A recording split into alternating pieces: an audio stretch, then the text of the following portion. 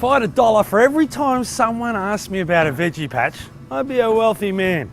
And the best thing about it is anyone can do it. Just depends on how rewarding you want it to be. The best way to build a veggie patch is to make sure that it's free draining with the most beautiful soil you can get. So in other words, building it up rather than digging down into the ground.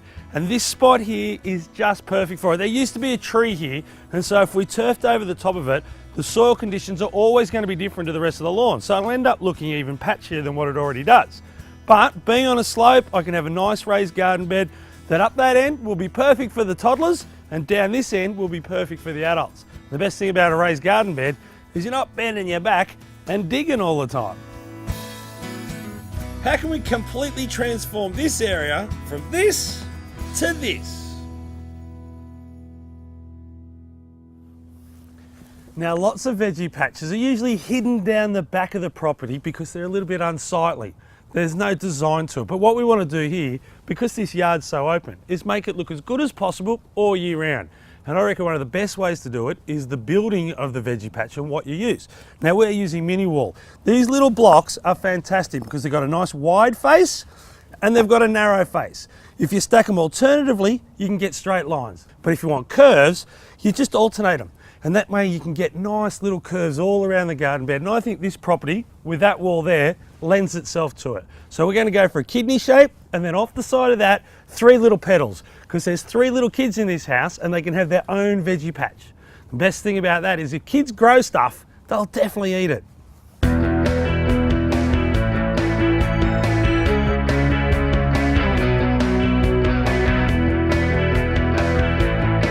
The easiest way to get a shape on the ground is working with something visual. So the hose or a rope is perfect to lay it out. You can move things in, you can adjust it, but once you start digging away at it, this gets bashed up and moves. So I like to go around, spray the outside, and then I know what I'm working with.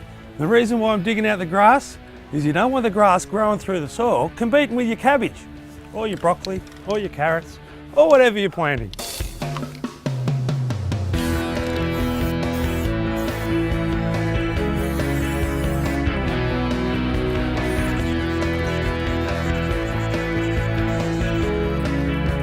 Ta-da!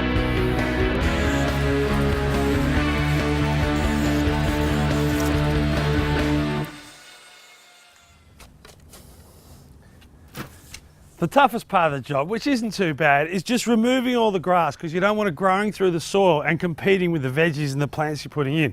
Then you need to go around the outside and do a little footing. Now this is a veggie patch and the footing that you put in can be a little bit smaller than what you do if it was a great big retaining wall. You're not parking a car right next to it and it's not holding the house up, but I reckon about 50 to 100 mil wider than the block on both sides and about 200 mil deep is perfect. If we go around, take the grass out, the grass has to go away, so into the compost or into your green bin, but the soil we dig out, we can pile it up in the middle. Then once we've built the wall, we can lay that back out and it'll just be the first course of your soil mix, saving you a skip bin and a bit of money.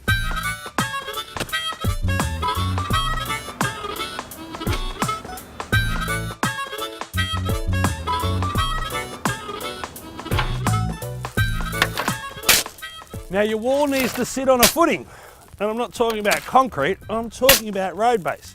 Now what I like to use is called rebase. It's just old concrete, stone and roads that have been crushed up and reused. It's gentler on the environment and it's a little bit cheaper too, which is a good thing.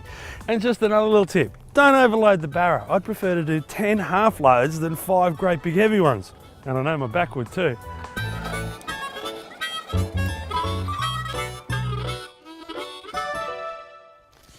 Now the sand cement mix that you want to screed over the top of your road base is pretty simple. 12 shovels of this, 3 shovels of that, so roughly half a 20 kilo bag of cement. Mix it dry, lay it out, screed it off, float it off, and then you'll be laying them like a pro.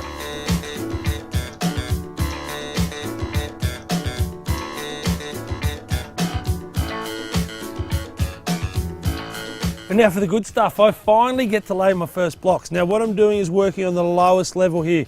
Rather than excavating everywhere and having the footing on the one plane, I'm going to step it up over time because we're on the slope. So here you can see I've kind of created a little retaining wall, And all I've done is get this level right now. Once this first course is in, then I can concentrate on stepping up because I want what I'm laying it on here to be dead flush with the top of the first course or the lower level. Tap, tap, tap. Check the first ones for level. And repeat the process a couple of hundred times.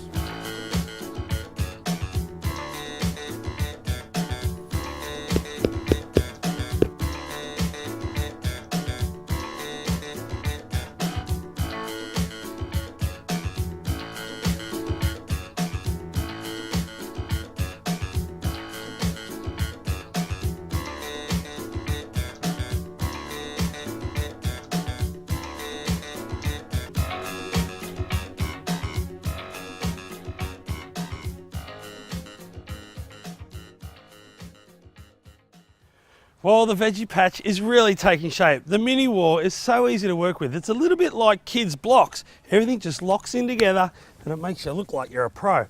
Now I've done the 2 circles. I'm 90% way through the kidney shape and I'm just working on this one here. And this is how easy it is. The little dimples that are left there fit into the bottom of this one and it can only go in the one place. So every one you put in is dead set right. All you need to worry about is if there's any grit or pebbles sitting on the existing wall that you've already done, because that'll cause it to rock, and that's the only way you can get it wrong.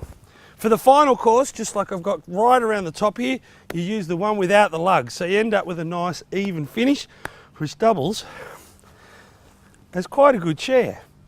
I wonder what I'm going to plant. I love strawberries, so does Danny.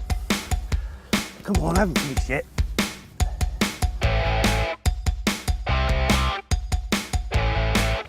The hardest thing you'll have to do is maybe cut a couple in half, just so you can fill in the corners and continue the stretcher bond. Stretcher bond is simply just where the vertical joints don't sit opposite each other, and that gives you wall strength.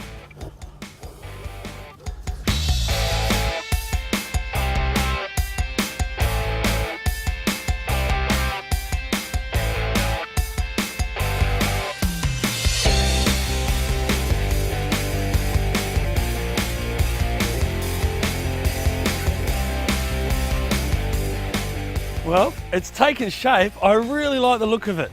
It looks like it's finished, but all I've done is laid these capping stones out dry. At the moment, if I left it like that, you've still got the problem with this. So kids' fingers, when you sit on and climb on it, it's a bit of a worry. What I'm going to do to fix that is just with some liquid nails, I'll use the landscape version. I'm just going to lift them up 2 at a time, put out some glue front and back, little blobs, that's plenty. Put them back into posi.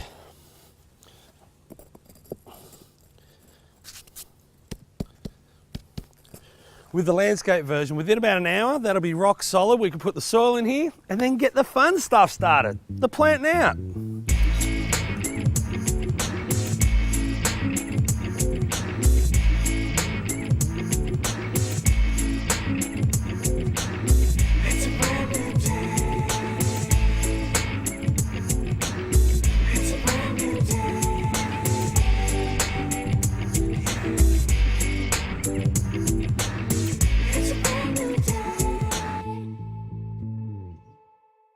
Planting a veggie patch is exactly like planting another garden. If you want to look good, you layer things. So in the middle here, I've got lemongrass coming down to the artichokes and then coming down to the mint.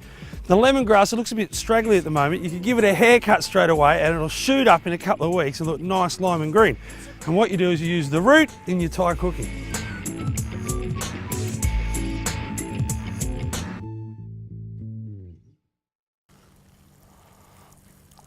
What do you reckon?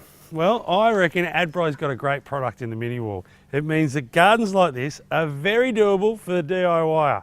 When it looks this good, you're definitely going to come out and use a veggie patch. And I reckon the family that lives here isn't just going to eat better, they're going to live better. For years to come, they're going to have a lot of fun out here, growing a lot of healthy, happy food.